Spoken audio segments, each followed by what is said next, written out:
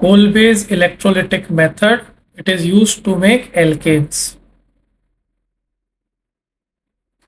हम स्टार्ट करते हैं सॉल्ट ऑफ कार्बोक्सिलिक एसिड, हमें प्रोडक्ट्स में मिलता है एल्केन, कार्बन डाइऑक्साइड और हाइड्रोजन। इसमें सारी कहानी एनोड और कैथोड की है, तो हम एग्जाम्पल के लिए हम सोडियम एसीटेट के सॉल्ट से समझते हैं। ठीक है, सोडियम एसीटेट का सॉल्ट डिसोसिएट होगा, वो एसीटेट एनायन बनाएगा। ठीक है, अब ये जो एसीटेट एनायन है एक इलेक्ट्रॉन लूज करेगा और एसीटेट फ्री रेडिकल बनाएगा, जिसमें से हमें मिलेगा एल्काइल फ्री रेडिकल। अब ये जो एल्काइल फ्री रेडिकल है, ये एल्काइल फ्री रेडिकल कंबाइन करेगा और बनाएगा alkene.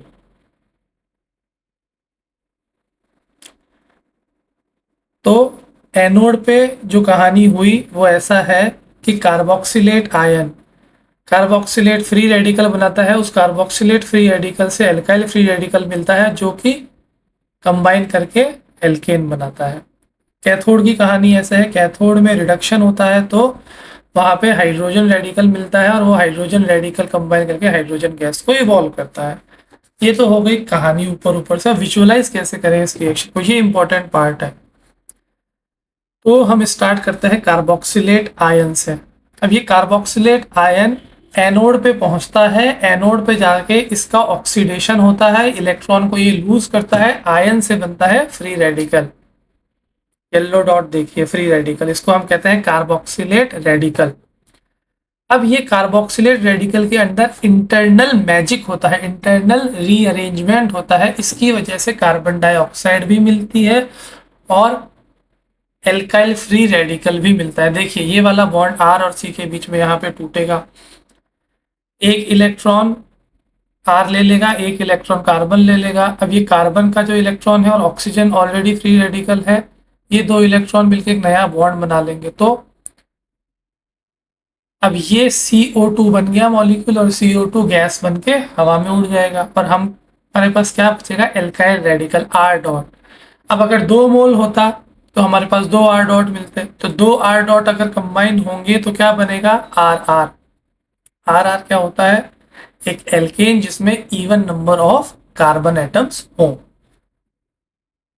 Features of Kolbe's electrolysis, very good. Coupling reaction है, हम RCOONA से स्टार्ट करते हैं और RR पे एंड करते हैं। सबस्ट्रेट क्या होता है, सॉल्ट होता है। सॉल्ट किसका, कार्बोक्सिलिक एसिड का। सोडियम या पोटेशियम कोई भी सॉल्ट हो सकता है, RCOONA या RCOOK। रिएक्शन हमेशा एक्वस सॉल्यूशन में होगा क्योंकि इलेक्ट्रोलिसिस हम करा रहे हैं। हमेशा सिमेट्रिकल एल्केन्स बनेंगी क्योंकि ये कपलिंग रिएक्शन है। इसमें मेन पॉइंट ये है कि जो एल्केन बनेगा उसमें even number of carbon atoms होंगे। अब इसमें एनोड पे ऑक्सीडेशन होगा तो एनोड पे ही बनेगा हमेशा एल्केन, एनोड पे ही हमेशा इवॉल्व होगी कार्बन डाइऑक्साइड गैस।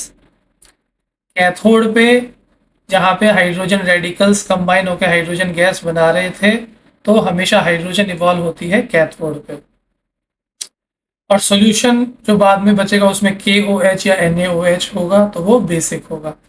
इस रिएक्शन की कुछ लिमिटेशंस भी हैं।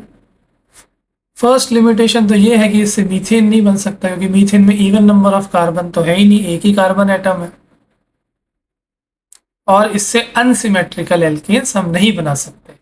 तो ये था coal based electrolytic method. Thank you.